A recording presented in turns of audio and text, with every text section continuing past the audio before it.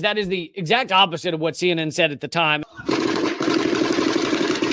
Oh, the thing we all knew was the truth. Here is CNN doing a 180. By the way, Erin Burnett, piece of human garbage, in case you were curious. She came from like Wall Street or something, and I just remember, this is when I was kind of beginning to really wake up about the media, and she did these like anti-Occupy pieces where I'm like, dude, you're a damn millionaire on CNN, and you have to spend your time insulting like poor people who want Wall Street held accountable. Like, what a piece of... Anyway. Some of the images that you are about to see in this investigation are graphic. Katie Polglaze is out front. It's early morning on February 29th on Al Rashid Road in northern Gaza. Thousands of starving people have gathered here to receive food. But as the aid trucks arrive, this happens. So yeah, you guys know the story. The people show up to receive food, and then many of them are shot. But I want to get to... They start talking about the images that the IDF released. The IDF tried to claim that they were just responding to a stampede and they were going to get crushed. So clearly, if you're going to get crushed, you shoot people. That's what you do, right? I mean, if there's a stampede, you just shoot everyone, right? That's what you or I would do. Or you could shoot over their heads, not hurt anyone, and that would probably have the same effect of scattering people. But of course, it was all a lie. There wasn't actually a stampede. And anyway, that's what CNN starts to reveal. Their explanation for the tragedy using this drone video was a stampede that caused soldiers to fire warning shots in the air. They later admitted to firing some shots directly at so-called suspects who approached them. But suspects.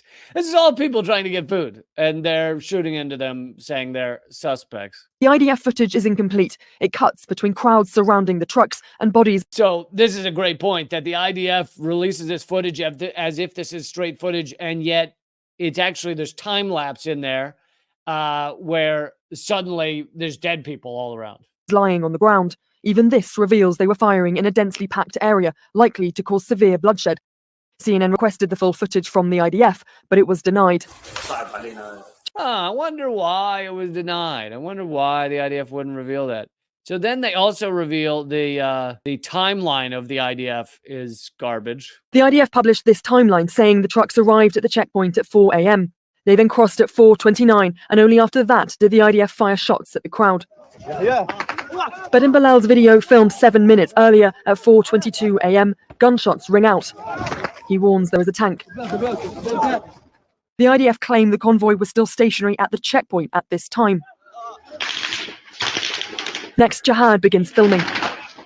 So, according to their timeline, they claim that the truck isn't even into Gaza. At the same time, we know from witness footage that people were being executed by the IDF. So, timeline's completely off because they're just lying out their ass. It's now 4:28 a.m. and there's a barrage of gunfire, and the shots are close. Analysis by weapons experts of the bursts indicate it is heavy automatic gunfire at 600 rounds per minute. Jihad keeps filming. I wanted to bring you that because that is the opposite.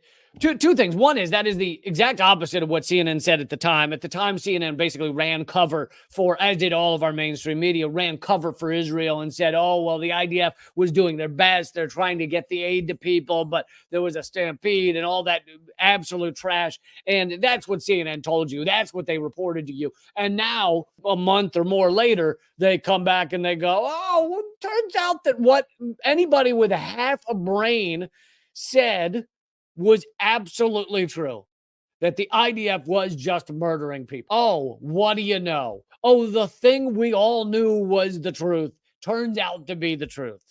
And I wanted to bring this for two reasons. One, to show how they flip-flopped on this, to show you the reality, but also this shows the impact actually of activists, and not enough credit is given to this for the change in sentiment around the world over having to do with this genocide, but also just your mainstream media is actually feeling the pressure. I mean, it takes a lot of pressure for your mainstream media, this corporate run, just ghoulish, just absolute lying bullhorn of propaganda. It takes a lot for them to start to back off and stop doing the absolute, Bernays created level of manipulation that your government wants from them.